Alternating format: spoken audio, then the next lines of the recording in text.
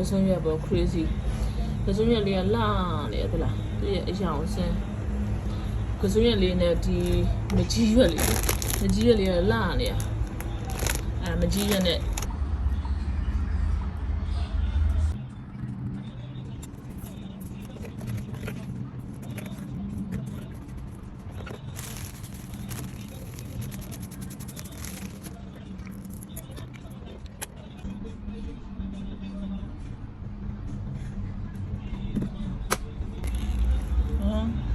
နေလိုက်တာနော်နေလိုက်တာရတာလေးကိုဘုံရမလို့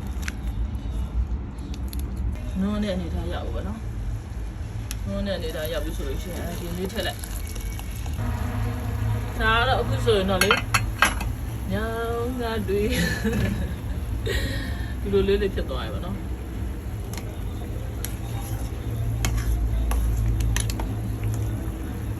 ဘာညာမဟုတ်ပါဘူးတက်အိမ်မှာပြည့်ရတဲ့ရှောက်ရိုက်